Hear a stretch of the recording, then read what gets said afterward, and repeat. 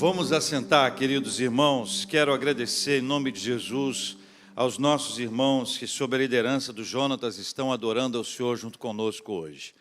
Nós somos gratos a Deus pela vida deles, são todos bem queridos, bem amados, estão muito à vontade aqui em nossa igreja, pode até sentar.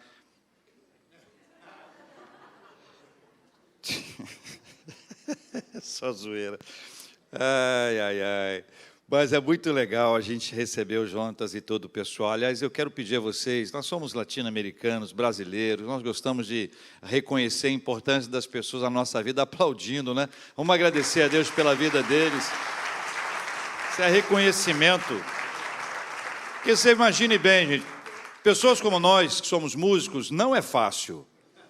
A vida de músico não é uma coisa fácil, você deve imaginar.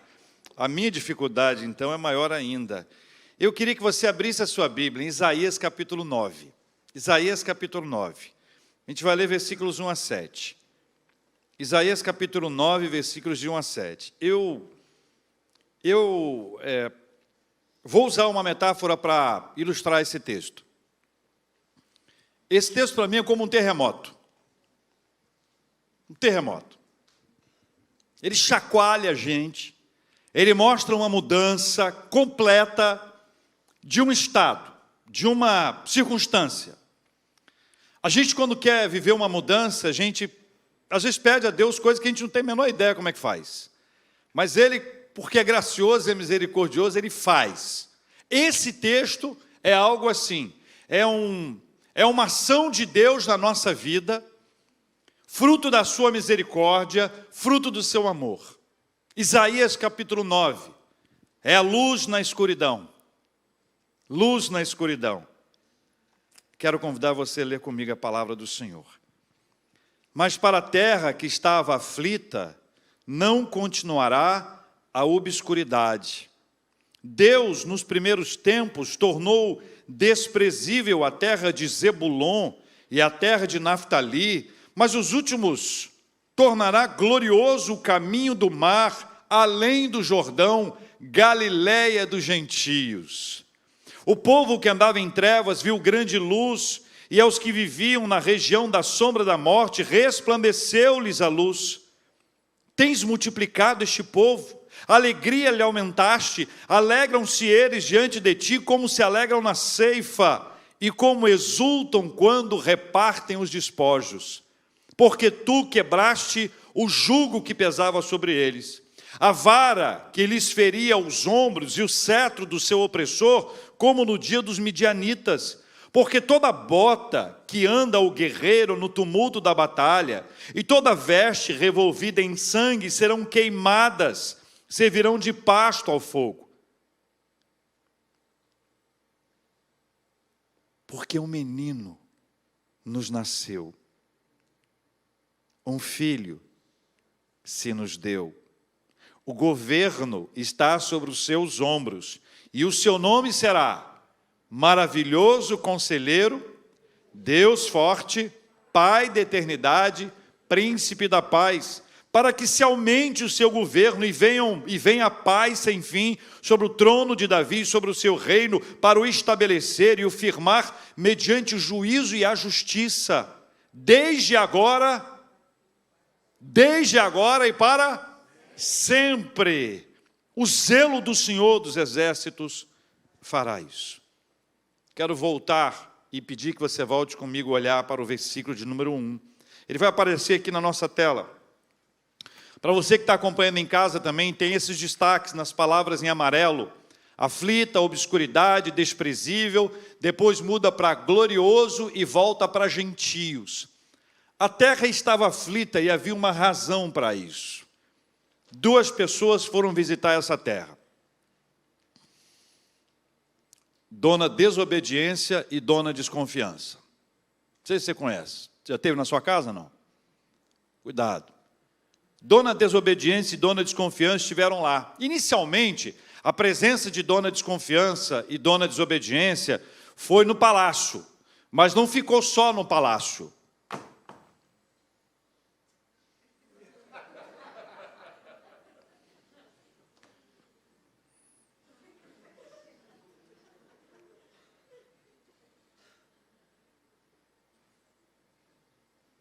Sem uma palavra, viu? Inicialmente a visita foi no palácio. E lá no palácio ele se tornou a dona desobediência, a dona desconfiança. Elas ficaram muito à vontade. Só que não ficou só no palácio. Isso foi se espalhando. E quando eles perceberam, toda a comunidade havia sido contaminada pela visita de dona desobediência e dona desconfiança. O problema da dona desobediência é que ela nos incita a fazer aquilo que dá na cabeça, ou seguir aquilo que está no coração, ou ainda desobedecer completamente aquilo que o Senhor estabeleceu, está na sua palavra. Não sei se você se lembra da conversa entre Deus e Josué, no seu primeiro livro de Josué, capítulo 1, onde há no versículo 7 uma descrição muito importante sobre a meditação na lei do Senhor. Diz assim: não se desvie nem para a direita, nem para a esquerda. É uma linha reta que envolve a nossa retidão, que tem a ver com a nossa integridade, que faz sentido quando a gente pensa em submissão, em obediência ao Senhor. Mas quando a desobediência, a dona desobediência chegou lá naquela terra, eles passaram a viver de acordo com a influência dos outros povos, e mergulharam em idolatria, deixaram a obediência, a voz do Senhor de lado, e ainda mais, junto com a dona desobediência, entrou em cena a dona desconfiança. Eles passaram a não acreditar tanto assim mais em Deus. Começaram a achar que isso era meio relativo. Que, na verdade, esse Deus aqui, cada povo tem o seu Deus, e esse povo que tem esse Deus aqui é um povo forte. E algumas vezes esse povo vencia, e esse era o termômetro da força da divindade, a vitória numa guerra. Eles não entendiam que a desobediência abriu a oportunidade para que eles fossem vencidos. A desobediência gerou a desconfiança, e este é um problema que afetou a comunidade naquela época, que mexeu na estrutura e que tornou aquela terra aflita. O detalhe, eu não sei se você sabe, mas a dona desconfiança, a dona desobediência, elas continuam articulando a presença dela hoje ainda entre nós. E de vez em quando ela bate numa casa. Neste caso, casa não a casa, mas a casa a gente. E a gente começa a agir segundo aquilo que a gente entende que é melhor, porque afinal de contas a Bíblia está escrita aqui, mas já tem tantos anos, tem uma questão cultural, tem uma interpretação, há quem pense que ela precisa ser até atualizada.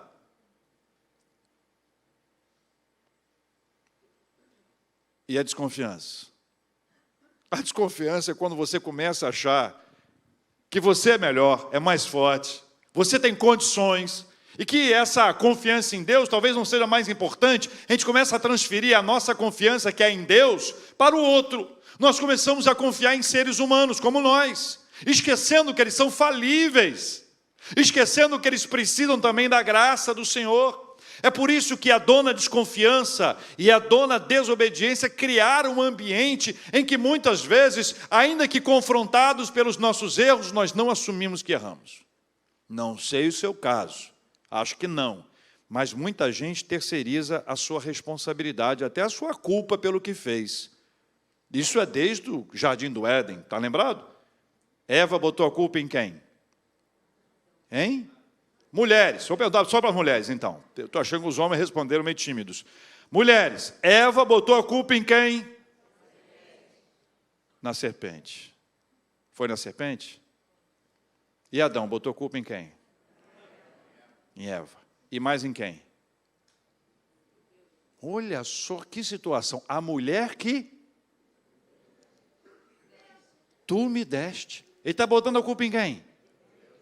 Eu não tenho culpa de nada. Como um amigo meu disse uma vez, se a culpa é minha, eu ponho em quem eu quiser. Faz sentido. A desobediência e a desconfiança batem a porta de cada um de nós. Mas eu queria, em nome de Jesus, lembrar a você uma fala do apóstolo Paulo, no seu texto aos Gálatas, quando ele disse assim: não vos enganeis, de Deus não se zomba, pois aquilo que o homem semear, isso também ceifará. A palavra é positiva: semeie coisa boa, vai colher coisa boa. Semeie bondade, vai ceifar a bondade. Mas pode dar ruim se semear aquilo que não convém. Dona desconfiança, bateu ali. Dona desobediência, bateu ali. Infelizmente, é uma questão que se apresenta. O final do versículo 1 aponta para uma mudança no estado de aflição, aponta a questão gloriosa, aponta a Galileia dos gentios. Depois nós vamos caminhando em todos os versículos, até o versículo 5, isso vai sendo desenhado, mas tudo aponta para uma questão messiânica, a presença do Messias prometido, a certeza da presença de Jesus. E aí você tem 4 promessas, todas elas alinhadas a Jesus, 4 promessas. A primeira promessa está no versículo de número 2. Leia comigo aqui o versículo 2. O versículo 2 diz assim na palavra do Senhor. Versículo 2. O povo que andava em trevas viu grande luz.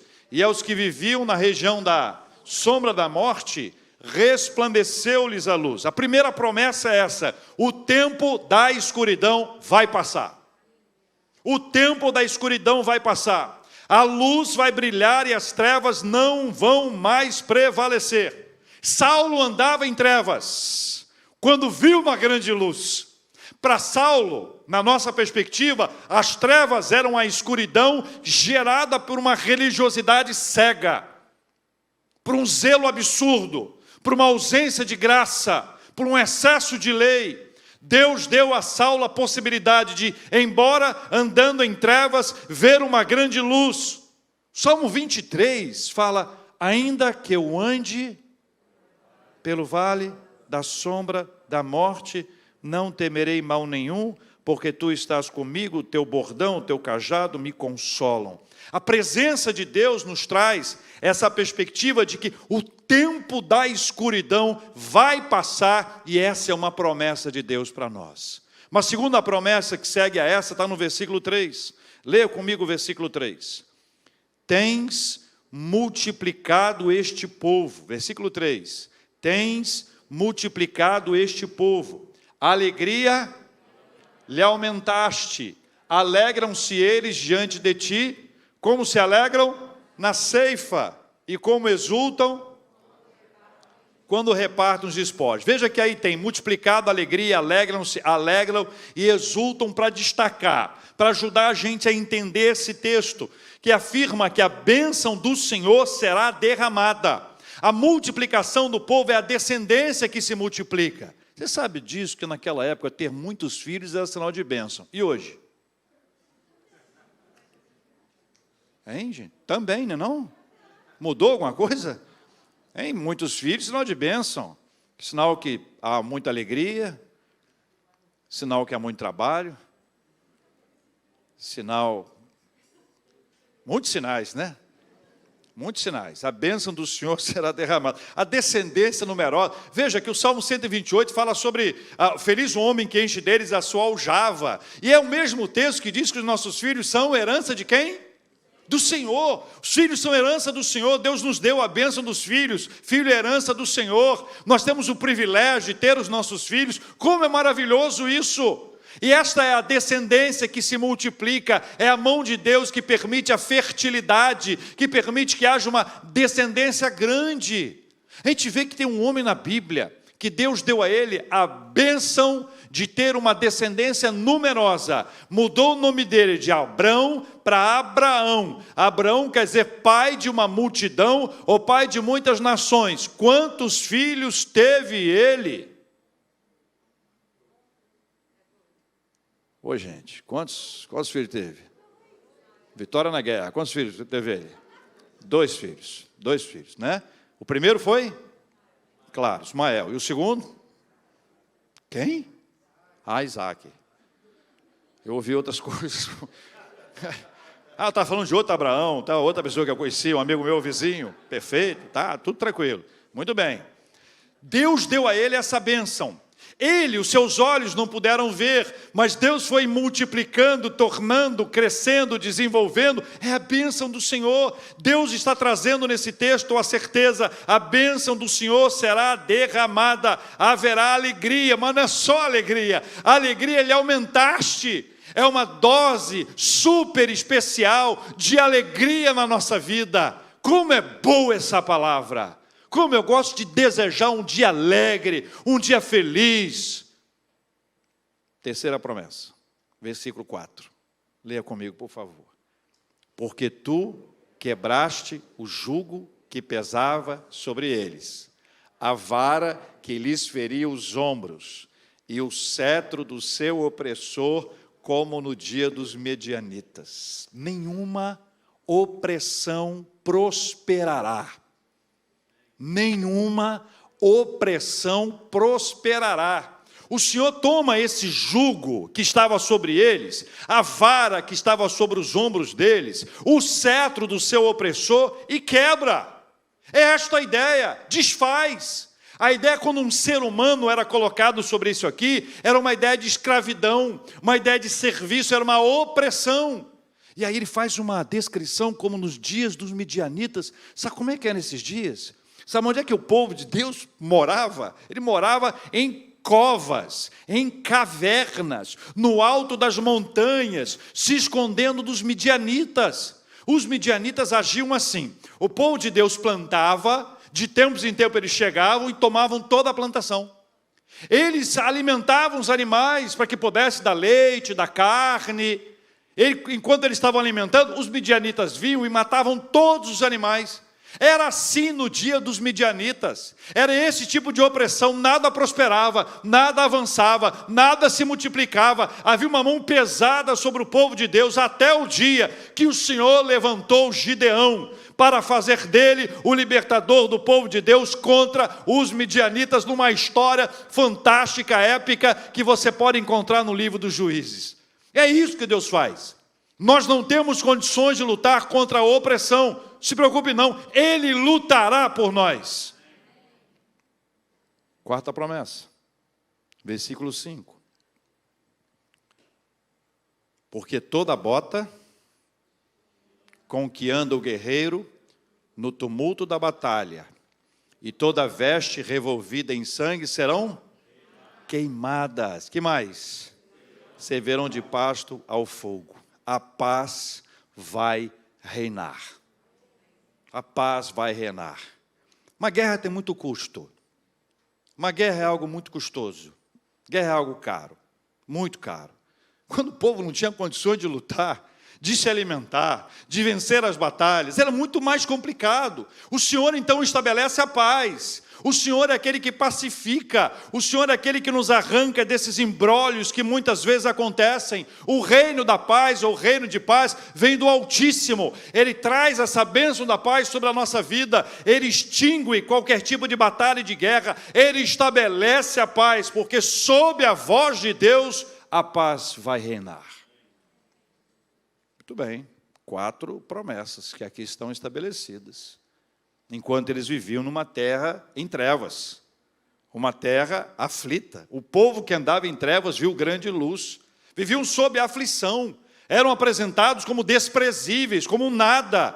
Todas essas 4 promessas falam do fim do tempo da escuridão, do derramar da bênção do Senhor, fala do final de guerra, fala da paz. Cada uma dessas promessas do versículo 2 até o versículo 5, assim como a aflição do versículo 2, estão centradas em Jesus. Todas elas estão conectadas a Jesus. Veja o que diz o versículo 6, à medida que nós formos lendo. Leia comigo.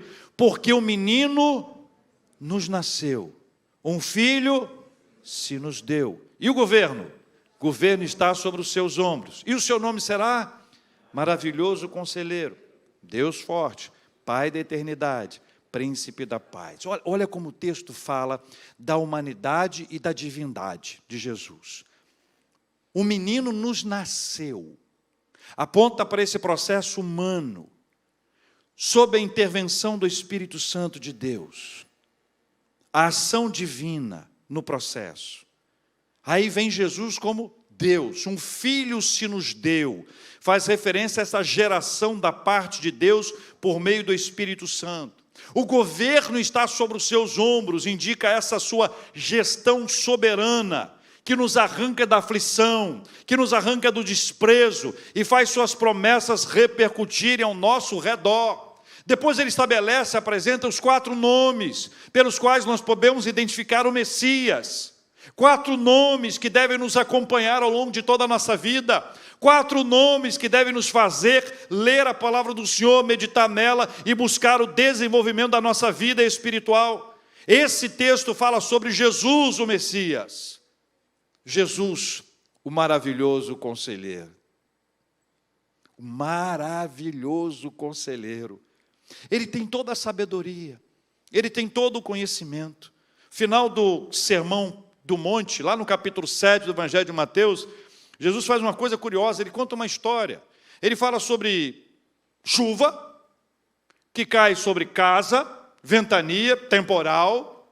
E aí ele fala sobre 2 perspectivas, aquele que escuta e aquele que escuta e pratica. Aquele que escuta é aquele que dá ouvidos a tudo que está sendo dito pelo Evangelho, por ele mesmo, ao final do Sermão do Monte, mas aquilo não faz parte dele. É apenas uma questão de audição. Escuta, só escuta. O outro grupo é aquele que escuta e pratica. Ou seja, esse grupo que escuta e pratica é aquele que acompanha os ensinamentos do maravilhoso conselheiro, que sabe que os conselhos que vêm da parte de Jesus são os melhores para a nossa vida, que sabe que os conselhos que estão escondidos ou registrados ou guardados nas Sagradas Escrituras, eles alimentarão a nossa vida, eles nos levarão para o bom caminho. Quem lembra do Salmo 1? Comecinho dele. Bem-aventurado,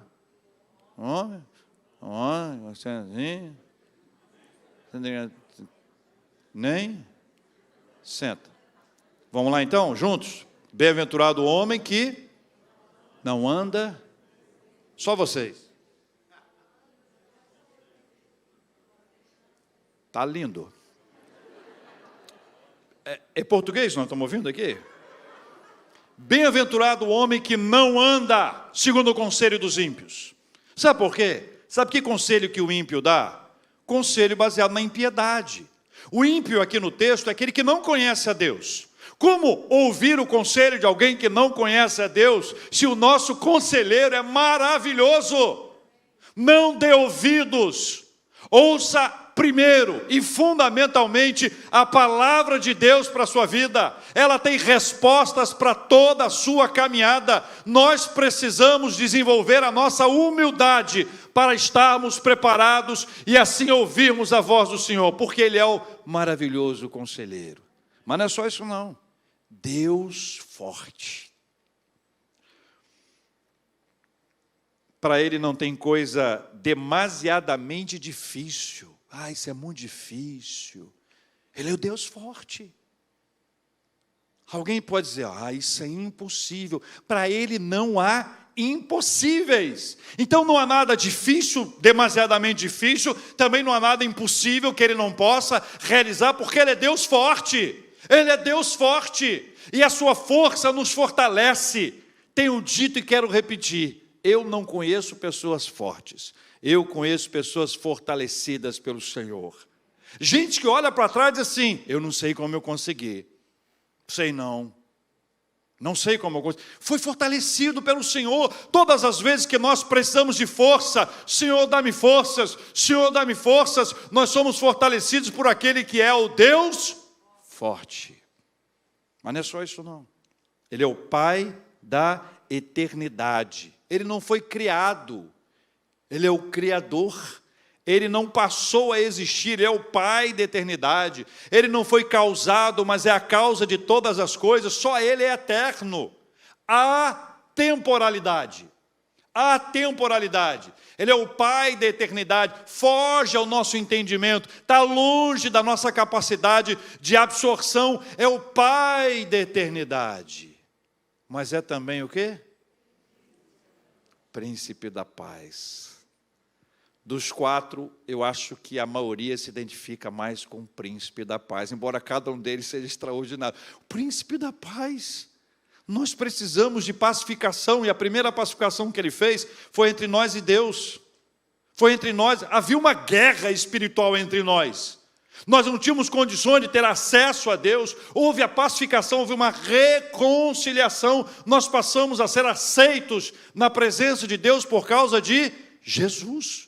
Por causa do sangue de Jesus. Depois, Ele nos pacificou conosco mesmos. E nós fomos pacificados. O Senhor nos perdoou e nós nos perdoamos. E nós recebemos o perdão da parte dEle. Nós fomos alcançados pela sua palavra. Depois nós nos reconciliamos uns com os outros. E o príncipe da paz estabeleceu o princípio da paz em todas as coisas, segundo a graça maravilhosa do Senhor.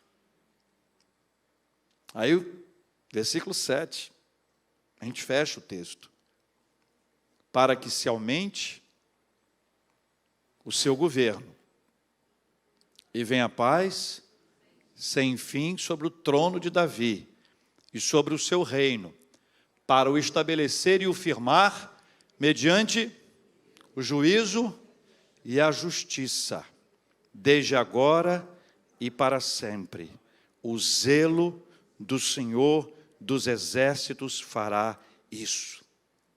Primeiro, aumente o seu governo, a expansão do seu reino. Segundo, venha a paz sobre o trono de Davi e sobre o seu reino, para o estabelecer e o firmar mediante juízo e justiça. Desde agora, nós estamos na fase do para sempre. Nós estamos dentro do para sempre. Desde agora e para sempre. Mas a gente olha para o texto, mas quem é que vai fazer isso aqui? Quem é que vai dar conta de mudar essa história? Quem é que dá conta de entrar numa terra aflita, devastada emocionalmente, devastada espiritualmente, devastada social e economicamente, devastada? Como pode, quem é que pode entrar nessa história e transformar isso? Como pode levantar um povo que está destruído, caído, sem condições, sem nenhuma possibilidade, sem uma possibilidade de reação, de se levantar? Quem é que pode fazer isso? Quem é que pode gerar no coração desse povo algum tipo de expectativa ou de esperança? Quem é que pode fazer isso, senão o nosso poderoso e maravilhoso Deus, anunciado nas Sagradas Escrituras como o Senhor dos Exércitos fará isso? É por isso, irmãos, que Jesus veio. Jesus veio para nos conectar ao Pai.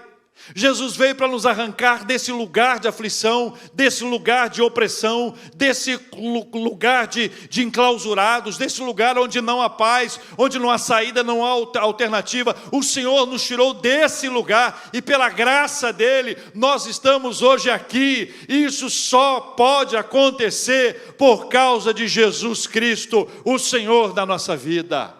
Jesus é poderoso para fazer mais, infinitamente mais do que tudo que pedimos ou pensamos. Jesus estabelece o seu reino, a sua palavra, a sua presença, tira da gente o lugar da aflição, de sermos desprezíveis e nos coloca de pé para fazermos a obra dele, para nos levantar, para nos despertar, para arrancar-nos desse lugar e fazer a nossa vida viver as promessas que a palavra de Deus nos traz. Eu quero orar por esse assunto, porque eu entendo, meus irmãos, que a palavra de Deus é para nós agora, é para nós hoje, e essa palavra de Deus é para a nossa vida, para ser ministrada ao coração de cada um de nós, para encher a nossa vida com a sua presença, para nos despertar para esse reino, para essa obra, para essa palavra, para nos lembrarmos que todas essas coisas acontecem em razão do nascimento de Jesus. É por isso que nós celebramos o Natal. O Natal é Jesus. Jesus é o Natal. É por isso que nós declaramos a nossa confiança no Senhor, porque o zelo do Senhor fará isso. Não há nada que seja impossível, não há nada que esteja fora do alcance dEle. Ele que mudou a história daquele povo é o mesmo que muda a nossa história. Ele que mudou a história no passado é o mesmo que muda a nossa história hoje. É o mesmo que mudará histórias nessa noite para a glória dele, em nome de Jesus. Enquanto nós estivermos cantando, eu quero fazer a você um desafio. Deixe o seu lugar e venha à frente para nós orarmos. Vamos apresentar estes assuntos diante de Deus, aqueles que foram tocados pelo Espírito Santo de Deus. E aqueles que vão experimentar uma mudança de vida, aqueles que desejam algo da parte de Deus, aqueles que se conectam com a realidade desse texto, aqueles que percebem que precisam da bênção do Senhor, daquele que é o nosso maravilhoso conselheiro, para orientar o nosso caminho, para nos dar sabedoria para as decisões, para dizer para a gente: faz isso não, meu filho. Ouça o maravilhoso conselheiro. Lembre-se que Ele é Deus forte. Não há nada que Ele não possa fazer. Lembre-se que Ele é o Pai da eternidade, a temporalidade. Nada foge ao seu controle. Lembre-se que Ele é o príncipe da paz, para pacificar o nosso coração, para pacificar a nossa casa, para pacificar o nosso ambiente. Nós queremos orar também e apresentar diante de Deus as nossas súplicas. Então, se você tiver algum motivo especial para a sua oração de súplica, nós vamos orar juntos. E também vamos agradecer. Nós amamos agradecer. Agradecer é bom demais. Por bênçãos já recebidas e pelas bênçãos que nós receberemos, e que pela fé nós deixamos o nosso lugar e chegamos aqui ao altar para agradecer antes de receber. Enquanto estivermos cantando, vem aqui à frente, vamos orar.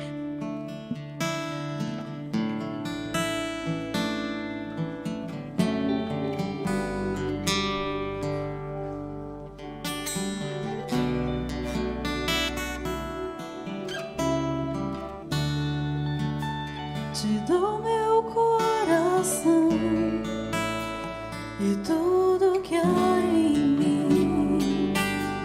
Entrego meu viver por amor a ti, meu bem.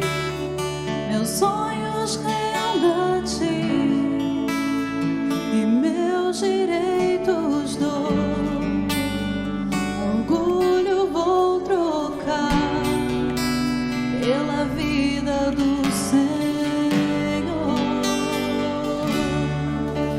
E eu entrego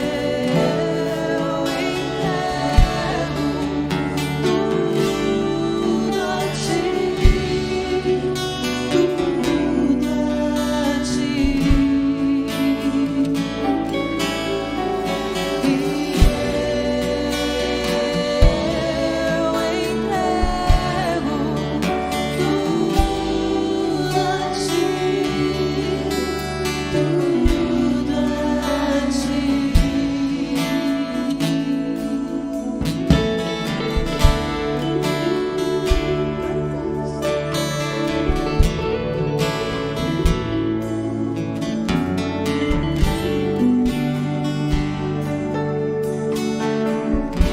Nosso Deus e Pai,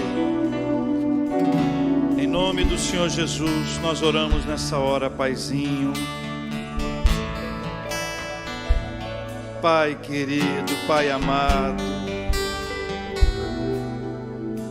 como é difícil lidar com a aflição, com a ausência de possibilidade de reação, com a tristeza que abate a nossa alma.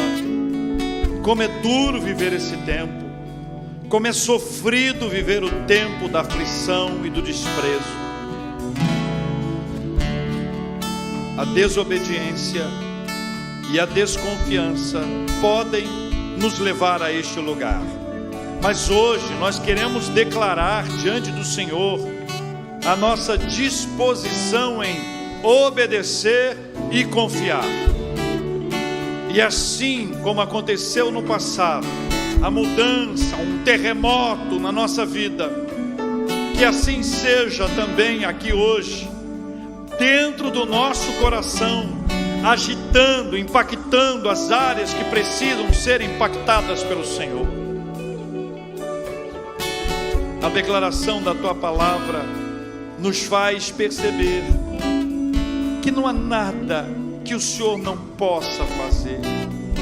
Por isso nós queremos entregar a nossa vida ao Senhor, agradecidos pelos milagres que ocorrem por causa de Jesus.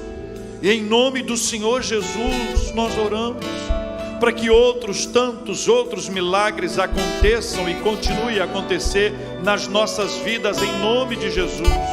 Nós oramos ao Senhor pedindo misericórdia. Oramos, ó Deus, para que o Senhor abençoe os nossos corações, para aqueles que precisam de conselho, de direção, de sabedoria, de discernimento. Ó maravilhoso conselheiro, abençoa-nos em nome de Jesus. O Senhor sabe que nós somos fracos e as nossas fraquezas nos consomem. Por isso nós clamamos ao Deus forte. A nossa visão de tempo é limitada. Não conseguimos compreender ou pensar no que vai acontecer amanhã. Por isso nós clamamos ao Pai da eternidade. A nossa capacidade de pacificação é mínima. Por isso nós clamamos ao Príncipe da Paz.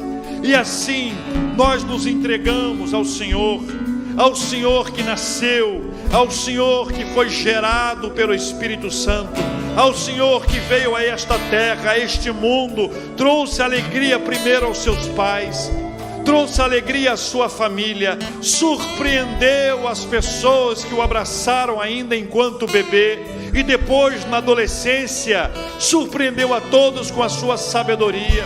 Ao Senhor Jesus, que começou o seu ministério e se manteve firme, resistindo às tentações, às pressões, e ao final do seu tempo, foi preso, foi torturado, foi humilhado, foi crucificado, foi morto, mas venceu a morte e vivo está.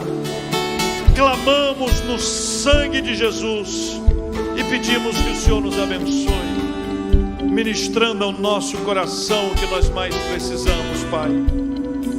E nós oramos pelos nossos pedidos. Cada um de nós tem pedidos, súplicas, que nós apresentamos diante do seu altar nessa hora. E pedimos a intervenção do Senhor, o milagre, porque não há nada impossível para o Senhor. Nós confiamos no Senhor e entregamos nas tuas mãos.